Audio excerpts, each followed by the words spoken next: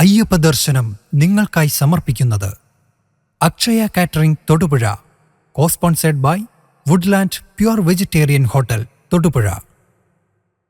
കാൽനൂറ്റാണ്ടിന്റെ വിശ്വസ്ത പാരമ്പര്യവുമായി Akshaya catering Thodupuzha.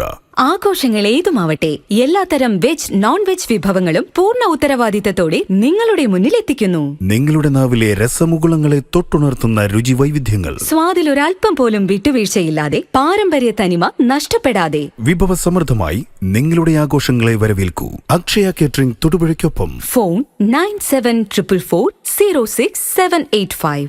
Akshaya catering Thodupuzha. ഹൈറേഞ്ചിന്റെ കവാടമായ തൊടുപുഴയിൽ രുചിവൈവിധ്യങ്ങളുടെ നിറക്കലവറയായി വുഡ്ലാൻഡ്സ് വെജിറ്റേറിയൻ ഹോട്ടൽ. കൈപ്പുണ്യത്തിന്റെ മികവ് തെളിയിച്ചുകൊണ്ട് വിവിധയിനം ദോശകൾ, നോർത്ത് ഇന്ത്യൻ, ചൈനീസ് എന്നിങ്ങനെ കലർപ്പില്ലാത്ത വെജിറ്റേറിയൻ വിഭവങ്ങൾ. ഗ്രഹാതുരത്വം തുളുമ്പുന്ന അന്തരീക്ഷത്തിൽ വിശാലമായ കാർ പാർക്കിംഗ് സൗകര്യത്തോടെ woodlands vegetarian hotel, Thodupuzha Muvattupuzha road, Madakkathanam, Kochangadi. ഇരട്ടി മധുരവുമായി വുഡ്ലാൻഡ് സ്വീറ്റ്സ് എന്ന മധുരക്കലവറയിൽ. ഞങ്ങളുടെ മറ്റൊരു സഹോദര സ്ഥാപനം വിജയ ബ്രിക്സ്, മടക്കത്താനം, കൊച്ചങ്ങാടി.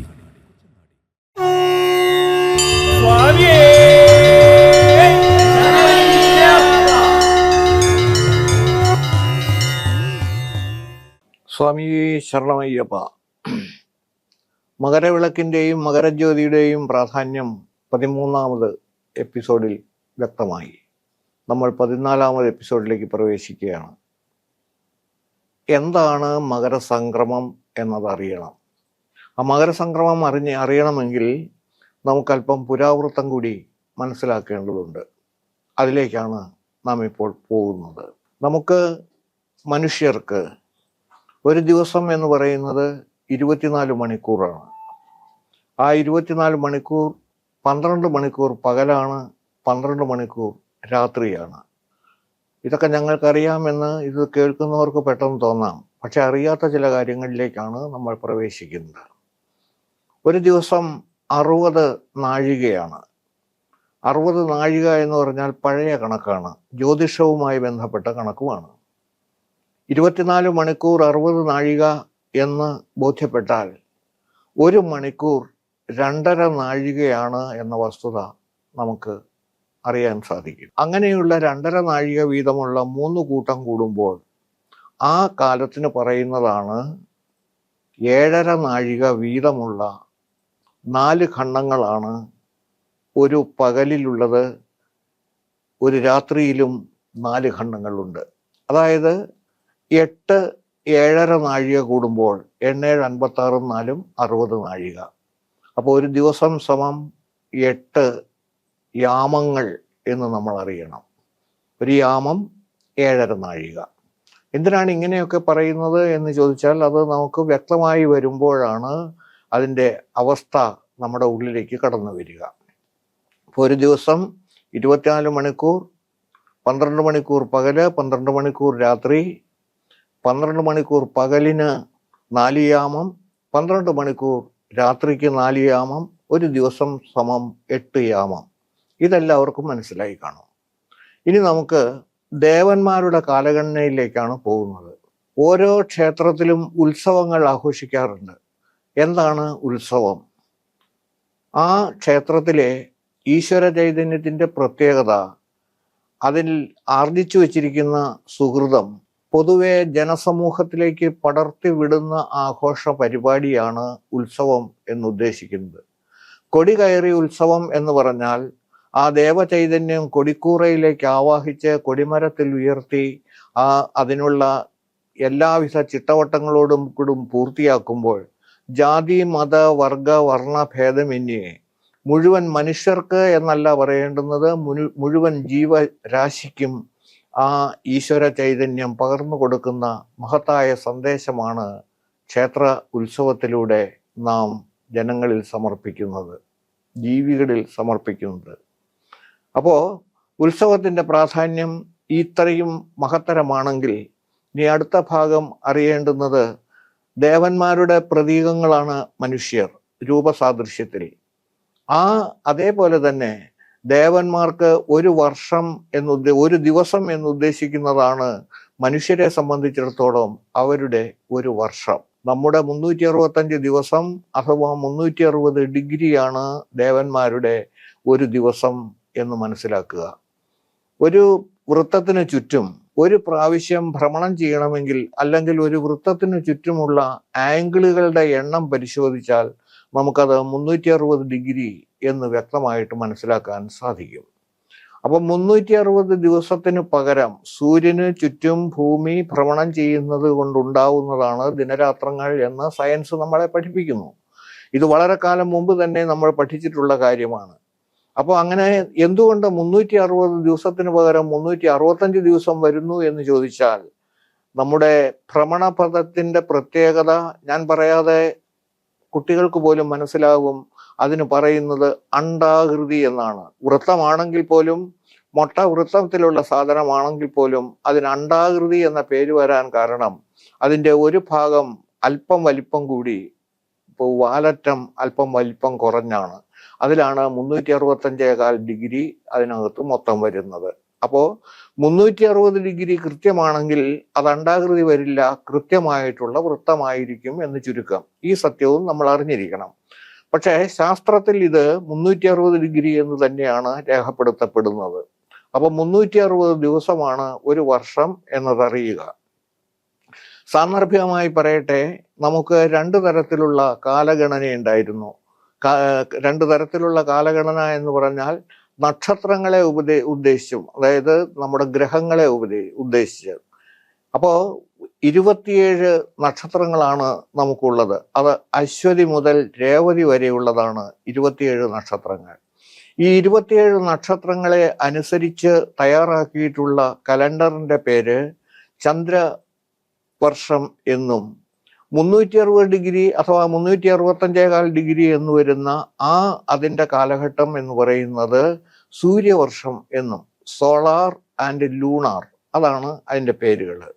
അപ്പൊ സോളാറിൽ 360 ദിവസവും ലൂണാറിൽ 27 ഗുണം 12 സമം 41 ദിവസത്തെ വ്യത്യാസമാണ് ഇത് തമ്മിലുണ്ടാവുന്നത്. ഇത് നമുക്ക് കൃത്യമായിട്ട് അറിയേണ്ടത് ആവശ്യമാണ്. ഈ 41 ദിവസം എന്ന് പറയുന്നത് 17 84 324 ദിവസമാണ് ഒരു വർഷത്തിൽ ചന്ദ്രമാസത്തിൽ അനുഭവപ്പെടുന്നതെങ്കിൽ 365 ദിവസമാണ് സൂര്യവർഷത്തിൽ അനുഭവപ്പെടുന്നത്. അപ്പം ഈ 2 കാലഘട്ടവും കാലഗണനയും നമുക്ക് ഭാരതത്തിൽ നിലനിൽപ്പുണ്ടായിരുന്നു. അപ്പോൾ 365 നിന്ന് 324 കുറച്ചാൽ കിട്ടുന്നത് എത്ര എന്നതിൻ്റെ ഉത്തരമാണ് 41. അപ്പോൾ നമ്മുടെ മണ്ഡലക്കാലം എന്ന് പറയുന്നത് എങ്ങനെ എന്നുള്ളതിൻ്റെ ഉത്തരമാണ് ഈ 41 നമുക്ക് മനസ്സിലാകേണ്ടത്. നമ്മൾ പറഞ്ഞു വരുന്നത് ദേവന്മാരുടെ ഒരു വർഷത്തെ സംബന്ധിച്ചാണ്, അതിലേക്ക് കടക്കാൻ പോവുകയാണ്. അതിനു മുൻപ് സമയത്തിൻ്റെ ഒരു യൂണിറ്റ് എന്താണെന്ന് നമുക്കൊന്ന് അറിയേണ്ടതായിട്ടുണ്ട്. ആ സമയത്തിൻ്റെ യൂണിറ്റ് എന്നുദ്ദേശിക്കുന്നത് നമ്മളെ സംബന്ധിച്ചിടത്തോളം, ആധുനിക ശാസ്ത്രത്തെ സംബന്ധിച്ചിടത്തോളം മൈക്രോ സെക്കൻഡ് എന്നാണ് അതിനവർ പേര് കൊടുത്തിരിക്കുന്നത്. ഒരു സെക്കൻഡിനെ എത്ര അംശമായിട്ട് കീറി മുറിച്ച് മാറ്റാം എന്ന് അന്വേഷിക്കുമ്പോൾ അത് നമുക്ക് ബോധ്യപ്പെടുത്തി തരുന്നത് റോക്കറ്റുകൾ മുകളിലേക്ക് വിക്ഷേപണം ചെയ്യുമ്പോഴും, അതേപോലെ തന്നെ അത് നമുക്ക് ഏറ്റവും കൂടുതൽ വ്യക്തമാക്കപ്പെടുന്നത് 100 മീറ്റർ ഓട്ടത്തിൽ മനുഷ്യൻ കൈവരിക്കുന്ന വേഗത എത്ര എന്നുള്ളതാണ് ഏറ്റവും പ്രധാനമായിട്ട്. അത് ഒളിമ്പിക് ഗെയിംസിലാണ് ഏറ്റവും പ്രാധാന്യത്തോടു കൂടി കാണുന്നത്. ഒളിമ്പിക് ഗെയിംസിലെ ഒരു യുവാവ് ഓടാനെടുക്കുന്ന സമയം 11.34 സെക്കൻഡ് എന്ന് പറഞ്ഞു കഴിഞ്ഞാൽ ഒരു സെക്കൻഡിന്റെ 10 ഭാഗിച്ചതിലെ 3/4 ഭാഗങ്ങളാണ് അയാൾ എടുത്തതെന്ന് ചുരുക്കം. അത്രയുമാണ് സമയത്തെ കീറിമുറിക്കുന്നത്. ഇനി പൗരാണിക ഭാരതത്തിൽ ഈ സമയത്തെ, അതായത് ഒരു ഞൊടി അഥവാ ഒരു സെക്കൻഡ്, അതിനെ ഏത് തരത്തിൽ ഭാഗിച്ചിരിക്കുന്നു എന്ന് നമുക്കൊന്ന് പരിശോധിക്കാം. അതിന് കൃത്യമായിട്ടും കാലം വ്യക്തമാക്കി തരുന്നത് വേദവ്യാസന്റെ കാലഗണനയിലൂടെയാണ്. വേദവ്യാസ മഹർഷി അതിന് വ്യക്തമായ ഉത്തരം മഹാഭാരതത്തിലൂടെ നമുക്ക് തരുന്നുണ്ട്. എങ്ങനെയാണ് എന്ന് നോക്കാം. ഒരു താമരപ്പൂവിൻ്റെ 2 അല്ലികൾ ചേർത്ത് വയ്ക്കുക. നല്ല കൂർത്ത ഒരു സൂചി, ആ സൂചി എടുത്ത് സാധാരണ ആരോഗ്യവാനായ ഒരു പുരുഷൻ ഒരു താമരയല്ലി മുറിച്ച് 2ാമത്തെ താമരയല്ലിയും കൂടി എടുക്കുന്നതിന് വേണ്ടുന്ന, മുറിയുന്നതിന് എടുക്കുന്ന സമയമാണ് സമയത്തിൻ്റെ യൂണിറ്റായിട്ട് വ്യാസഭഗവാൻ വ്യക്തമാക്കുന്നത്. അതിന് അല്പസമയം എന്നാണ് അദ്ദേഹം കൊടുത്തിട്ടുള്ള സംജ്ഞ. അതായത് 2 താമരയല്ലികൾ മുറിയാൻ വേണ്ടുന്ന സമയം എത്രയാണോ ആ സമയത്തിന്റെ പേരാണ് അല്പസമയം. ഈ തരത്തിൽ എത്ര അല്പസമയം കൂടുമ്പോഴാണ് ഒരു സെക്കൻഡ് ആകുക എന്നുള്ളതാണ് നമുക്ക് കരണീയമായി ചിന്തിക്കാനുള്ളത്. 30 അല്പസമയം കൂടുമ്പോൾ കാലം, കാഷ്ട, ത്രുടി എന്നിങ്ങനെ വിഭിന്നങ്ങളായ പേരുകളിൽ നമ്മുടെ മുമ്പിൽ പ്രത്യക്ഷപ്പെടുന്ന ഈ സാഹചര്യത്തെ 4 ഭാഗങ്ങളായി ഭാഗിച്ചുകൊണ്ടാണ് അദ്ദേഹം അത് നമുക്ക് നൽകുന്നത്. കൃത്യമായും അതിനോരോ 30 അംശത്തിനും പേരും നൽകുന്നുണ്ട്. അല്പസമയം അത് 30 പ്രാവശ്യം കൂടുമ്പോൾ അതിനൊരു നാമധേയം, അങ്ങനെ ഉള്ള 30 കൂടുമ്പോൾ അടുത്തത്. ഇതിൻ്റെ നാമധേയങ്ങൾ ഓരോന്നും കൃത്യമായി ഞാൻ വ്യക്തമാക്കി തരാം. അങ്ങനെ 4 ഭാഗങ്ങൾ കൂടുമ്പോൾ ഒന്ന് ആലോചിച്ച് നോക്കുക. 30 ഗുണം 30 ഗുണം 30 ഗുണം 30, അങ്ങനെ 4 30 പരസ്പരം ഗുണിക്കുമ്പോൾ നമുക്ക് കിട്ടുന്നത് 8,10,000 എന്നാണ്. ആ 8,10,000 ഒരു ഭാഗമാണ്, അതായത് ഒരു സെക്കൻഡ് എന്ന് ഉദ്ദേശിക്കുന്നത് ഒരു ഞൊടി, കൈവിരൽ കൊണ്ട് ഇങ്ങനെ ഞൊടിക്കുന്നതാണ് ഞൊടി എന്നുദ്ദേശിക്കുന്നത്. അങ്ങനെയുള്ള ആ സമയത്തെ 8,10,000 ആയിട്ട് ഭാഗിച്ചു കഴിയുമ്പോൾ അതിൽ നിന്ന് കിട്ടുന്ന ഭാഗമാണ് ഈ ഒരു 2 താമരയല്ലികൾ മുറിയാൻ വേണ്ടുന്ന സമയം എന്ന് ഓർമ്മിക്കുക. അപ്പോൾ അത്രയ്ക്ക് മാത്രം സമയ കൃത്യത പാലിച്ചുകൊണ്ടുള്ള ഇത് മുന്നോട്ടേക്ക് പോകുമ്പോൾ അവിടെയാണ് നമ്മുടെ മിനിറ്റുകളിലേക്കും മണിക്കൂറുകളിലേക്കും എത്തിച്ചേരുന്നത്. അപ്പോൾ ഈ സെക്കൻഡുകൾ കൂടി വരുന്ന ഈ സമയത്തെ നമുക്ക് ദേവന്മാരുടെ ഒരു ദിവസത്തെ എങ്ങനെ വിഭജിക്കാൻ സാധിക്കും എന്നതിനെ കുറിച്ചാണ് ഇപ്പോൾ ചിന്തിക്കുന്നത്. നമുക്കുള്ള 4 യാമങ്ങൾ പോലെ ദേവന്മാരെ സംബന്ധിച്ചിടത്തോളം നമുക്ക് പ്രാധാന്യമായിട്ട് കാണാൻ സാധിച്ചത് ശബരിമലയിലെ മകരവിളക്ക് ദിവസത്തിൻ്റെ പ്രത്യേകതയാണ് നമ്മൾ പറഞ്ഞു തുടങ്ങിയത്. അപ്പം അതനുസരിച്ചിട്ട് 6 മാസം പകലാണ്, 6 മാസം രാത്രിയാണ്. ദേവന്മാർക്ക് പകൽ ആരംഭിക്കുന്നത് എപ്പോൾ എന്ന് ചോദിച്ചാൽ കേരളത്തിൽ മകരവിളക്ക് എന്ന് പറയുന്ന ദിവസവും തമിഴ്നാട്ടിൽ മകരപ്പൊങ്കൽ എന്ന് പറയുന്ന ദിവസവും ഒരേ ദിവസം തന്നെയാണ്. ആ ദിവസം മുതൽ ആരംഭിക്കുന്ന മകരം, കുംഭം, മീനം, മേടം, എടവം, മിഥുനം, ഈ 6 മാസങ്ങളാണ് ദേവന്മാരുടെ പകൽ എന്നുദ്ദേശിക്കുന്നത്. ഏറ്റവും കൂടുതൽ ഈശ്വര സാന്നിധ്യം ഭൂമിയിൽ അനുഭവപ്പെടുന്നത് ഈ 6 മാസങ്ങളിലാണ്. വീണ്ടും നമ്മൾ കർക്കടകത്തിലേക്ക് കടക്കുകയാണ്. കർക്കടകം, ചിങ്ങം, കന്നി, തുലാം, വൃശ്ചികം, ധനു 30-ന് ദേവന്മാരുടെ രാത്രി അവസാനിക്കുന്നു. അപ്പോൾ രാത്രി എന്ന് പറയുന്ന 6 മാസം ആരംഭം എവിടെ നിന്ന് എന്ന് ചോദിച്ചാൽ മിഥുനമാസം 30-ാം തീയതി ആരംഭിച്ച് കർക്കടകം 1-ന് അതിലേക്ക് കടക്കുകയാണ്. അതുകൊണ്ട് തന്നെ കർക്കടകം, ചിങ്ങം, കന്നി, തുലാം, വൃശ്ചിക, ധനു മാസങ്ങളിൽ ഈശ്വരാരാധനയ്ക്കും ഈശ്വര സാന്നിധ്യം കൂടുതലായി ഭൂമിയിൽ ഉണ്ടാകുന്നതിനും വേണ്ടി പ്രാർത്ഥനാനിരതമായിട്ടുള്ള ഒരു ജീവിതം നയിക്കുന്നതിനാണ് മനുഷ്യൻ തയ്യാറാകേണ്ടുന്നതെന്ന് ആചാര്യന്മാർ സൂചിപ്പിച്ച് തരുന്നതിൻ്റെ തുടക്കമാണ് രാമായണ മാസമായി കർക്കിടകം ആചരിക്കുന്നതിന് കാരണഭൂതമായിട്ടുള്ളത് എന്നറിയുക. ആ കർക്കിടക മാസത്തിന് ശേഷം വരുന്ന ചിങ്ങമാസത്തിൽ നമുക്ക് അനുഭവപ്പെടുന്നത് 2 അവതാരങ്ങളാണ്. ചിങ്ങമാസത്തിലെ അവതാരം ഞാൻ പറയാതെ തന്നെ മിക്കവാറുമുള്ളവർക്കറിയാം. ഒന്നാമത്തേത് ശ്രീകൃഷ്ണ അവതാരമാണ്, രണ്ടാമത്തേത് വാമന അവതാരമാണ്. 2 അവതാരങ്ങൾ ചിങ്ങമാസം പൂർത്തിയാകുമ്പോൾ കന്നിമാസത്തിലേക്ക് നമ്മൾ എത്തിച്ചേരുന്നു. കന്നിമാസത്തിൽ എന്താണ് പ്രത്യേകത എന്ന് ചോദിച്ചാൽ ഏറ്റവും കൂടുതൽ പാവനമായ ഒരു പ്രത്യേക ദിവസം ആ മാസത്തിലാണ് കടന്നു വരുന്നത്. വിദ്യാരംഭം കുറിക്കുന്നതിന് കാരണഭൂതമായിട്ടുള്ള കുട്ടികളെ ഹരിശ്രീ എഴുതിക്കുന്ന വിദ്യാരംഭം കുറിക്കുന്ന ആ 10 ദിവസങ്ങൾക്ക് കാരണഭൂതമായ ദിവസങ്ങൾ കന്നിമാസത്തിലാണ് കടന്നു വരുന്നത്. കന്നിമാസവും കഴിഞ്ഞ് തുലാമാസമായാൽ അതിന് പ്രത്യേകതയായി നമുക്ക് കാണാൻ സാധിക്കുന്നത് ദീപാവലി എന്ന ദിവസമാണ്. ദീപാവലിയെ സംബന്ധിച്ചിടത്തോളം പുരാണത്തിൽ വളരെ പ്രശസ്തമായ കാര്യങ്ങൾ ചൂണ്ടിക്കാണിച്ചു തരുന്നുണ്ട്.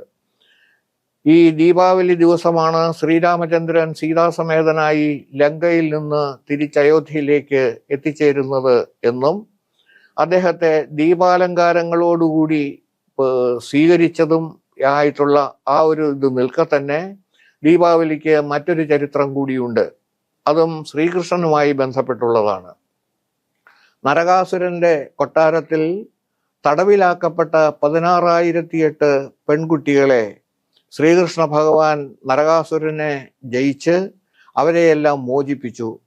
ആ പെൺകുട്ടികളെ മുഴുവനും ഓരോരോ വീടുകളിൽ എത്തിക്കാൻ, അവരവരുടെ വീടുകളിൽ എത്തിക്കാനായി ശ്രമിച്ചപ്പോൾ ഇന്നത്തെ പോലെ തന്നെ ലവ് ജിഹാദിൽപ്പെട്ട് മറ്റുള്ള തരത്തിൽ പെട്ടുപോയ പെൺകുട്ടികളെ തിരിച്ചു സ്വീകരിക്കാൻ കഴിയാതിരുന്ന മാതാപിതാക്കളുടെ അതേ സ്വഭാവം തന്നെ അന്നത്തെ രാജകുമാരിമാരോടും അവരുടെ മാതാപിതാക്കൾ ചെയ്തപ്പോൾ ശ്രീകൃഷ്ണ ഭഗവാൻ വ്യക്തമാക്കി, നിങ്ങളൊന്നും സങ്കടപ്പെടേണ്ടതില്ല, ഞാൻ നിങ്ങളെ പരിരക്ഷിച്ചുകൊള്ളും.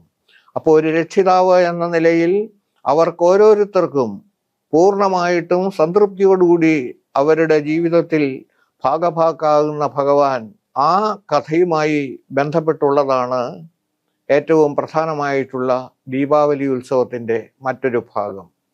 തുലാമാസം കഴിഞ്ഞാൽ വൃശ്ചിക മാസം ആരംഭിക്കാൻ സാന്ദർഭികമായി ഇനി എത്ര ദിവസമുണ്ട്? വൃശ്ചിക മാസവും ധനുമാസവും. വൃശ്ചിക മാസവും ധനുമാസവും നമുക്ക് ശബരിമലയുമായി ബന്ധപ്പെട്ട കാര്യങ്ങൾക്കാണ് പ്രാധാന്യമായി കാണാൻ സാധിക്കുന്നത്. വൃശ്ചികം ധനു മാസങ്ങളിലെ വ്രതാനുഷ്ഠാനത്തോടുകൂടി നമ്മൾ സന്നിധാനത്തേക്ക് എത്തുന്നു. ഇവിടെ ഈശ്വര സാന്നിധ്യത്തിന് ഏറ്റവും തുടക്കം കുറിക്കുന്നത് എന്ന് പറയുന്നത് ഏറ്റവും ആദ്യത്തെ ഉത്സവം അല്ലെങ്കിൽ ആചാര പെരുമ കൊണ്ട് ഏറ്റവും പ്രൗഢമായത് ഏത് എന്ന് ചോദിച്ചാൽ വൈക്കത്തഷ്ടമിയോടുകൂടിയാണ് കേരളത്തിലെ ഉത്സവങ്ങളുടെ ആരംഭം കുറിക്കുന്നത്. വൈക്കത്തഷ്ടമിയോടുകൂടി ആരംഭം കുറിക്കുന്ന ആ ദിവസങ്ങൾ നമുക്ക് അനുഭവവേദ്യമായി കഴിയുമ്പോൾ അതിനെ സംബന്ധിച്ചിടത്തോളം ശബരിമലയുമായി ബന്ധപ്പെട്ടതും കൂടിയാണ് എന്നുള്ളത് നമ്മൾ അറിയുക. വ്രതാനുഷ്ഠാനത്തോടുകൂടി ഈശ്വര സാന്നിധ്യത്തെ പരമാവധി ഭൂമിയിലേക്ക് കൊണ്ടുവരുന്നതിന് വേണ്ടിയിട്ടും അനുഗ്രഹ ആശിസ്സുകൾ ചൊരിയുന്നതിന് വേണ്ടിയിട്ടും പ്രാർത്ഥനാനിരതമായ ത്യാഗസമ്പുഷ്ടമായ ഒരു ജീവിതചര്യ പൂർത്തിയാക്കാൻ ഉതകുന്നതായ തുടക്കം കുറിക്കലാണ് വൃശ്ചിക മാസം 1-ാം തീയതിയിലെ മാലധാരണം എന്ന കാര്യം മറക്കേണ്ടതില്ല. മകരസംക്രമം എന്ന് പറയുന്ന ആ ദിവസം മുതൽ ആരംഭിക്കുന്നതാണ് ഉത്തരായന ആരംഭം. ഉത്തരായനം എന്ന് പറയുന്നത് ഈശ്വര സാന്നിധ്യം ഭൂമിയിൽ ഏറ്റവും കൂടുതൽ. അതിൻ്റെ പിന്നാമ്പുറത്തെ കഥയാണ് ദക്ഷിണായനത്തിലൂടെ ഞാൻ വെളിവാക്കിയത്. ദക്ഷിണായനത്തിലൂടെ വെളിവാക്കിയ ആ ഭാഗത്ത് ഈശ്വര സങ്കല്പത്തിൻ്റെ പ്രാധാന്യവും ഈശ്വര സാന്നിധ്യത്തിന് വേണ്ടിയുള്ള പ്രാർത്ഥനയും അതിനുവേണ്ടിയുള്ള നമ്മുടെ പൗരാണിക ഗ്രന്ഥങ്ങളുടെ പാരായണവും എല്ലാം ഭൂമിയിൽ നടക്കുന്നതിൻ്റെ ഭാഗമായിട്ടാണ് കർക്കിടക മാസത്തിലെ രാമായണ പാരായണം എന്നോർമ്മിക്കുക. അതനുസരിച്ചിട്ട് നോക്കിക്കഴിഞ്ഞു കഴിഞ്ഞാൽ ചിങ്ങമാസത്തിൽ ഏത് ഗ്രന്ഥം വായിക്കണം എന്നുള്ള ഒരു സംശയം ചിലർക്കെങ്കിലും തോന്നുകയാണെങ്കിൽ അതിന് ശ്രീമദ് ഭാഗവതം നമുക്ക് പാരായണ ശ്രേഷ്ഠമാണ്. നാരായണീയം പാരായണത്തിന് ഉതകുന്നതാണ്. ഇനി അതെല്ലാം സംസ്കൃതത്തിലാണ് എന്ന് തോന്നുന്നെങ്കിൽ നിങ്ങൾക്ക് ഹരിനാമകീർത്തനവും പാരായണത്തിന് ഉപയോഗിക്കാം. അങ്ങനെ ശ്രീകൃഷ്ണനെയും മഹാവിഷ്ണുവിനെയും സ്തുതിക്കുന്ന ഗ്രന്ഥങ്ങൾ ഏതെല്ലാമാണോ ആ ഗ്രന്ഥങ്ങളെല്ലാം ചിങ്ങമാസത്തിൽ പാരായണം ചെയ്യുന്നത് വളരെയേറെ ശ്രേയസ്കരമാണ്. കാരണം ശ്രീകൃഷ്ണ ഭഗവാന്റെയും വാമനന്റെയും അവതാരം നടന്നിട്ടുള്ളത് ഈ ചിങ്ങമാസത്തിലാണ്. കന്നിമാസത്തിലെ ഏറ്റവും പ്രധാനപ്പെട്ട ദിവസം എന്ന് പറയുന്നത് വിദ്യാരംഭം കുറിക്കലാണെന്ന് സൂചിപ്പിച്ചു. ആ വിദ്യാരംഭം കുറിക്കുന്ന കാലഘട്ടത്തോട് അനുബന്ധമായിട്ട് നമ്മൾ കുട്ടികളെ എഴുത്തിനിരുത്തുക എന്ന് പറയുന്ന വിദ്യാരംഭം കുറിക്കുക എന്നുള്ളത് പോയിട്ടാണ് എഴുത്തിനിരുത്തുക എന്ന ഒരു സംവിധാനം വന്നിട്ടുള്ളത്. അതിനെയാണ് നമ്മൾ മാറ്റിക്കളയേണ്ടുന്നത്. അത് നമ്മൾ എഴുത്തിനിരുത്തുക എന്ന പദം പോലും ശരിയല്ല. വേണ്ടുന്നത് വിദ്യാരംഭം കുറിക്കുക എന്നുള്ളതാണ്. അക്ഷരസംഖ്യ അനുസരിച്ചിട്ട് ഹരിശ്രീ ഗണപതയെ നമ ഇത്രയും അക്ഷരങ്ങൾ എഴുതി കഴിഞ്ഞാൽ ആ അക്ഷരങ്ങൾ പൂർണ്ണമായിട്ടും 51 അക്ഷരങ്ങളെയാണ് പ്രതിനിധാനം ചെയ്യുന്നത്. മലയാളത്തിൽ കുട്ടികൾ പഠിക്കേണ്ടുന്നത് 51 അക്ഷരങ്ങളാണ്. ആ 51 അക്ഷരങ്ങളിലും പരിലസിക്കുന്നത് മറ്റാരുമല്ല, സാക്ഷാൽ സരസ്വതീ ദേവിയാണ് എന്നുള്ള വസ്തുതയും നമ്മൾ മനസ്സിലാക്കണം. വിദ്യയാണ് സകലത്തിലും ശ്രേഷ്ഠതരമായിട്ടുള്ള സമ്പാദ്യം എന്ന കാര്യത്തിലും മറക്കാതിരിക്കുക. വിദ്യ കൊണ്ട് നേടാൻ കഴിയുന്നത് ഒന്നും ഐശ്വര്യം കൊണ്ട് നേടാൻ സാധിക്കുകയില്ല. വിദ്യ എന്നാൽ അത് എക്കാലത്തും ശ്രേഷ്ഠമായി നമ്മളിൽ തന്നെ സ്ഥിതി ചെയ്യുന്നതും ഐശ്വര്യം എന്നാൽ ക്ഷണഭങ്കുരമായിട്ടുള്ളതും ആണ് എന്നതും കൂടി ഓർമ്മിക്കുക. ഐശ്വര്യം ഒരിക്കൽ പോലും സ്ഥിരമായി ഒരാളുടെയും സവിധത്തിൽ ഉണ്ടാവില്ല. ഒരു മനുഷ്യജന്മത്തിൽ തന്നെ കടന്നു വരുന്ന ഐശ്വര്യം നിഷ്കരുണം നമ്മെ തട്ടിത്തെറിപ്പിച്ചിട്ട് കടന്നു പോകുന്നതും നമുക്ക് ചുറ്റുപാടും നോക്കിയാൽ കാണാൻ സാധിക്കും. പക്ഷേ വിദ്യ ലഭിച്ചു കഴിഞ്ഞാൽ ആ ലഭിക്കുന്ന വിദ്യ അയാളുടെ അവസാനത്തിൽ മാത്രമേ അത് നമ്മളിൽ നിന്നും വിട്ടുമാറുകയുള്ളൂ എന്നതും കൂടി ഓർമ്മിക്കുക. നിരവധി ഉദാഹരണങ്ങൾ അതിനെ ചൂണ്ടിക്കാണിച്ചു തരാൻ സാധിക്കും. എങ്കിൽ പോലും വിദ്യയും ധനവും ഏതാണ് പ്രധാനം എന്നതിൻ്റെ ഉത്തരം വിദ്യയാണ് പ്രധാനം എന്ന കാര്യം മറക്കാതെ മനസ്സിൽ സൂക്ഷിക്കാൻ ശ്രമിക്കുക. ഏതായാലും വൃശ്ചിക മാസം 1-ാം തീയതി മാലയിടുന്നതിനെ കുറിച്ചും മറ്റു കാര്യങ്ങളും പറഞ്ഞിട്ടുള്ളത് കൊണ്ട് അതിൻ്റെ വിശദീകരണത്തിന് പ്രസക്തിയില്ല. അപ്പൊ 2 കാലഘട്ടത്തിന്റെ തുടക്കമാണ് മകരസംക്രമ ദിവസം. ഒന്നാമത്തേത് ഇരുട്ടിന്റെ അവസാനം, അതായത് ദക്ഷിണായനത്തിന്റെ അവസാനം. രണ്ടാമത്തേത് വെളിച്ചത്തിന്റെ ആരംഭം അഥവാ ഉത്തരായനത്തിന്റെ ആരംഭം. സമീപത്തുള്ള ക്ഷേത്രങ്ങളിലെ ഉത്സവങ്ങൾ, പുതിയ പ്രതിഷ്ഠ നിർവഹിക്കപ്പെടുന്ന ക്ഷേത്രങ്ങൾ, ഗ്രഹപ്രവേശ ചടങ്ങുകൾ, ഈ വസ്തുതകൾക്കെല്ലാം ശ്രമിക്കുന്നതും കണ്ടെത്തുന്നതും മുഹൂർത്തം കുറിക്കുന്നതും ഉത്തരായനത്തിലാണ് എന്ന കാര്യം നമുക്കെല്ലാം അറിയാം. ആ ഉത്തരായന കാലഘട്ടമാണ് ഏറ്റവും ശ്രേഷ്ഠതരമായിട്ടുള്ള കാലം എന്ന കാര്യവും മറക്കാതിരിക്കുക. അപ്പൊ ശബരിമല മകരവിളക്ക് എന്ന് പറയുന്നതിൻ്റെ ഏറ്റവും വലിയ പ്രസക്തി ഒരു കാലത്തിൻ്റെ അവസാനവും മറ്റൊരു കാലത്തിൻ്റെ ഉദയവുമാണ്. ദക്ഷിണായനത്തിൻ്റെ അവസാനവും ഉത്തരായനത്തിൻ്റെ തുടക്കവുമാണ്. അതാണ് ശബരിമലയിലെ ഈ മകരവിളക്ക് ദർശനത്തിന് ശേഷം നമ്മുടെ മനസ്സിൽ ഉണ്ടാവേണ്ടുന്ന ഏറ്റവും പ്രധാനപ്പെട്ട വസ്തുത എന്ന് വ്യക്തമാക്കട്ടെ. അപ്പോൾ ലോകത്തിന് മുഴുവനും മാർഗദർശകമായിട്ട് ഉത്തരായന ആരംഭം എന്നത് വ്യക്തമാക്കി തരുന്ന ശബരിമല ഉത്സവം നമുക്ക് കൂടാനായി സാധിച്ചു കഴിഞ്ഞിരിക്കുന്നു. ഉത്തരായന ആരംഭം കുറിച്ചു കഴിഞ്ഞാൽ അത് എത്ര കാലത്തേക്ക് നിൽക്കും? 6 മാസത്തേക്ക്. മകരം, കുംഭം, മീനം, മേടം, എടവം, മിഥുനം 30-ന് ഈ കാലഘട്ടം അവസാനിക്കുന്നു. കർക്കിടകം മുതൽ ദക്ഷിണായനം ആരംഭിക്കുന്നു എന്നതും ഓർമ്മയിൽ വയ്ക്കുക. അതനുസരിച്ചിട്ടുള്ള ജീവിതം തുടരുക. ശബരിമലയെ സംബന്ധിച്ചിടത്തോളം അവിടുത്തെ ഉത്സവത്തിൻ്റെ ഏറ്റവും പ്രസക്തമായ ഭാഗമാണ് ഞാനിപ്പോൾ ചൂണ്ടിക്കാണിച്ചു തന്നത്.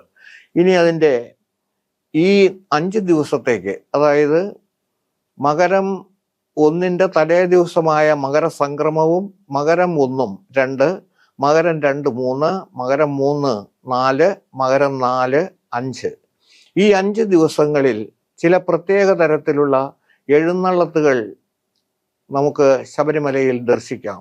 അത് കഥയുമായി ബന്ധപ്പെട്ടതായതുകൊണ്ട് ഇതിനു മുൻപ് വിശദീകരിച്ചിട്ടുള്ളത് കൊണ്ട് വിശദീകരണത്തിലേക്ക് കടക്കുന്നില്ല. സന്നിധാനത്തേക്ക് എഴുന്നള്ളി വരുന്നത് ഭഗവാൻ അയ്യപ്പസ്വാമിയാണെന്നുള്ള വസ്തുത വ്യക്തമായും ഓരോരുത്തരുടെയും ഉള്ളിലുണ്ടാവട്ടെ. അത് മാളികപ്പുറമല്ല എന്ന വസ്തുത എല്ലാവരും വ്യക്തമായിട്ട് അറിയാൻ ശ്രമിക്കുക. 1-ാമത്തെ ദിവസം വരുന്നത് ഏറ്റവും കൊച്ചുകുട്ടിയായിട്ടുള്ള ഏറ്റവും പ്രധാനപ്പെട്ട പഞ്ചമഹാശാസ്താ ക്ഷേത്രങ്ങളിലെ പ്രധാനപ്പെട്ട ക്ഷേത്രമാണ് ആയിട്ടുള്ള അച്ചൻകോവിൽ, ആര്യങ്കാവ്, കുളത്തൂപ്പുഴ എന്ന 3 ക്ഷേത്രങ്ങളിൽ കുളത്തൂപ്പുഴ ബാലകനായിട്ടാണ് ആദ്യത്തെ ദിവസം 18-ാം പടിയിൽ എത്തുന്നത് എന്ന് മറക്കാതിരിക്കുക. അതേപോലെ തന്നെ ഓരോ ദിവസവും അഞ്ചാമത്തെ ദിവസം വന്നു ചേരുന്നത് സാക്ഷാൽ ശബരിമല ശ്രീ ധർമ്മശാസ്താവ് എന്ന രൂപത്തിൽ തന്നെ സകല ആഡംബര ഘോഷങ്ങളോടും കൂടിയാണ്. ഈ തരത്തിലുള്ള ആചാരപരമായ നിരവധി കാര്യങ്ങൾ നമുക്ക് ശബരിമലയിൽ കണ്ടെത്താനുണ്ട്, കാണേണ്ടതായിട്ടുണ്ട്. അതേപോലെ തന്നെ നിരവധി വസ്തുക്കൾ ശബരിമലയുമായി ബന്ധപ്പെട്ട് നമുക്ക് കാണണം. ശബരിമലയുമായി ബന്ധപ്പെട്ടുള്ള ക്ഷേത്രങ്ങളിൽ ഏറ്റവും പ്രധാനമായി നിൽക്കുന്നതാണ് അച്ചൻകോവിൽ, ആര്യങ്കാവ്, കുളത്തൂപ്പുഴ, അയ്യപ്പൻ കോവിൽ, ശബരിമല. അതിൽ അയ്യപ്പൻ കോവിൽ എന്ന് പറയുന്നതിന് മറ്റൊരു പേരാണ് കാന്തമല. അതുതന്നെയാണ് പൊന്നമ്പലമേട് എന്നതും മറക്കാതിരിക്കുക. എരുമേലി അമ്പലവും കൊച്ചമ്പലവും വല്യമ്പലവുമായും ശബരിമലയ്ക്ക് ഏറെ പ്രാധാന്യമുണ്ട്. പിന്നെ മറ്റൊരു ക്ഷേത്രത്തിന് പ്രാധാന്യമുള്ളതുകൊണ്ട് അത് അറക്കുളം ശ്രീധർമ്മശാസ്താ ക്ഷേത്രമാണ്. ഇടുക്കി ജില്ലയിലെ തൊടുപുഴയ്ക്കടുത്ത് തൊടുപുഴയിൽ തന്നെയുള്ള അറക്കുളം ശ്രീധർമ്മശാസ്താ ക്ഷേത്രത്തിലെ പ്രധാനികളായിരുന്ന പണിക്കരന്മാരാണ് ശബരിമല ക്ഷേത്രത്തിലെ സെക്യൂരിറ്റി അല്ലെങ്കിൽ അതിന് സുരക്ഷ ഏർപ്പെടുത്താനായി ചെയ്തിരുന്നതും അതേപോലെ തന്നെ തിരുമേനിക്ക് അവിടെ പൂജാതി ക്രമങ്ങൾക്ക് പോയിക്കൊണ്ടിരിക്കുന്ന നമ്പൂതിരിമാർക്ക് പ്രൊട്ടക്ഷൻ കൊടുത്തുകൊണ്ടിരുന്നത്. അങ്ങനെ ശബരിമലയിൽ കൊടിയേറ്റുന്ന കൊടിയാണ് അറക്കുളം ക്ഷേത്രത്തിൽ കൊടിയേറ്റിക്കൊണ്ടിരുന്നത് എന്ന വസ്തുതയും നമുക്ക് അറിഞ്ഞിരിക്കേണ്ടതാണ്. ആ കൊടി ഓരോ വർഷവും ശബരിമലയിൽ നിന്ന് കൊണ്ടുവന്ന് ആ കൊടിയേറ്റിയാണ് ഈ അറക്കുളം അമ്പലത്തിൽ ഉത്സവം നടത്തുന്നത്. ശബരിമലയുമായി ബന്ധപ്പെട്ട നിഗൂഢമായ നിരവധി കാര്യങ്ങൾ ഉള്ളതിൽ ഒരു കാര്യം ഞാൻ ചൂണ്ടിക്കാണിച്ചു എന്ന് മാത്രം. അങ്ങനെ ശബരിമല എന്ന് പറയുന്ന ആ മഹത്തരമായ സങ്കേതത്തില് ഓരോ ദിവസവും ഓരോ മണിക്കൂറും വേണമെങ്കിൽ നമുക്ക് പറയാൻ സാധിക്കും ആളുകൾ അഹമഹമിഹയ വന്നുകൊണ്ടിരിക്കുകയാണ്. 140 ദിവസത്തോളം മാത്രമാണ് നട തുറക്കുന്നത്. ഇത് ഒരു 200 വർഷം മുമ്പ് കേവലം 3 ദിവസം മാത്രം നട തുറന്നിരുന്നിടത്താണ് വർദ്ധിപ്പിച്ച് 140 ദിവസത്തിലേക്ക് ആക്കിയിരിക്കുന്നത് എന്നും മറക്കണ്ട. 140 ദിവസം എന്ന് പറഞ്ഞു കഴിഞ്ഞാൽ ഓരോ മാസത്തിലും 5 ദിവസമുണ്ട്. പിന്നെ ഉത്സവമുണ്ട്, വിഷു ഉത്സവമുണ്ട്, തിരുവോണത്തിന് ഉത്സവമാണ്. ഇങ്ങനെ ഓരോ ആഘോഷങ്ങൾക്കും ദിവസം വർദ്ധിപ്പിച്ച് ഗവൺമെന്റ് ഇതിൻ്റെ പരിശുദ്ധിയെ സംബന്ധിച്ചിടത്തോളം അല്ല, അവിടെ പരമാവധി നാളുകൾ എത്തിച്ചേരാനും പരമാവധി ദിവസങ്ങൾ നട തുറക്കാനുമുള്ള ശ്രമമാണ് നടത്തേണ്ടത്.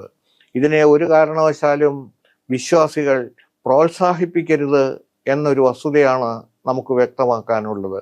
അതിന് കാരണം ആചാരങ്ങളും അനുഷ്ഠാനങ്ങളും വിശ്വാസങ്ങളും ഈ 3 കൂട്ടവും പരസ്പരം ഇഴപിരിഞ്ഞാണ് കിടക്കുന്നത്. ഇതിനേതെങ്കിലും കാരണവശാൽ ഏതെങ്കിലും തരത്തിലുള്ള മൗഢ്യം സംഭവിച്ചാൽ അത് വരുന്നത് നമ്മൾ ഉദ്ദേശിക്കുന്നതിലും നമ്മൾ പ്രതീക്ഷിക്കുന്നതിലും വലിയ പ്രത്യാഘാതമാണ് സൃഷ്ടിക്കുന്നത് എന്നറിയുക. ശബരിമല പോലെ തന്നെ പ്രസിദ്ധമായ ഗുരുവായൂർ ക്ഷേത്രത്തിലെ ഏകാദശി ദിവസത്തെ വർഷങ്ങളായി കാലങ്ങളായി നടന്നുകൊണ്ടിരുന്ന ഉത്സവം ഒരാൾ വിചാരിച്ചപ്പോൾ, ഒരു ഭരണ സംവിധാനം വിചാരിച്ചപ്പോൾ അത് ഒഴിവാക്കാൻ സാധിക്കുന്നു എന്ന് പറയുന്നത് തീർച്ചയായും വിശ്വാസികളോടുള്ള ഏറ്റവും വലിയ വെല്ലുവിളിയാണ്. ഇന്നത്തെ സാഹചര്യം ഇത് വെച്ച് പരിശോധിക്കുമ്പോൾ നാളെ ശബരിമലയിൽ വടക്കേ നടയോട് സമീപത്തിരിക്കുന്ന നമ്മളുമായി യാതൊരു ബന്ധവുമില്ലാത്ത, അയ്യപ്പനുമായിട്ട് ഏറ്റവും കൂട്ടുണ്ട് എന്ന് വിചാരിച്ചിരിക്കുന്ന വാവരുമായി ബന്ധപ്പെട്ട ഇപ്പോൾ കേരളത്തിലും ഭാരതത്തിലുടനീളവും നടന്നുകൊണ്ടിരിക്കുന്ന തർക്കങ്ങളും വിതർക്കങ്ങളും അവകാശവാദങ്ങളും വെച്ച് നോക്കുമ്പോൾ ശബരിമലയ്ക്ക് നേരെയും ഈ അവകാശവാദം ഉന്നയിക്കപ്പെട്ടേക്കാം എന്ന സംശയം ഭക്തജനങ്ങൾക്കുണ്ടാകുന്നെങ്കിൽ അതിനവരെ കുറ്റം പറഞ്ഞിട്ട് യാതൊരു കാര്യവുമില്ല. ആവശ്യമില്ലാത്തത് എന്താണോ, നെല്ല് തഴച്ചു വളരുന്നതിനിടയ്ക്ക് കളകൾ ഉണ്ടായാൽ അത് പറിച്ച് കളയണം എന്ന കാര്യത്തിൽ സംശയം വേണ്ട. ആ തരത്തിൽ ആ കളകൾ പറിച്ചു കളയുന്നത് പോലെ തന്നെ അനാവശ്യമായ എന്തെങ്കിലും സൂക്ഷിച്ചിട്ടുണ്ടെങ്കിൽ ആയത് മതേതരത്വത്തിന്റെ പേരിലായാലും എന്തിന്റെ പേരിലായാലും വിശ്വാസത്തിന്റെ അടിസ്ഥാനത്തിൽ അത് മാറ്റണം എന്ന കാര്യത്തിൽ അല്പം പോലും സംശയത്തിനിട കൊടുക്കാതെ ഭക്തജനങ്ങൾ ആവശ്യപ്പെടണം എന്ന് മാത്രമാണ് ഈ കാര്യത്തിൽ എനിക്ക് വ്യക്തമാക്കി തരാനുള്ളത്. ഇനിയും നമുക്ക് ഇതിനെക്കുറിച്ച് ചിന്തിക്കുമ്പോൾ ബോധ്യപ്പെടേണ്ടുന്ന മറ്റു ചില കാര്യങ്ങളെക്കുറിച്ച് അടുത്ത എപ്പിസോഡിൽ നമുക്ക് വിശദമായി സംസാരിക്കാം. അതുകൊണ്ട് എന്നെ ശ്രവിച്ച ഏവർക്കും നന്ദി, നമസ്കാരം. ഇന്ന് നമുക്കിവിടെ പൂർത്തിയാക്കാം. സ്വാമിയേ ശരണമയ്യപ്പ.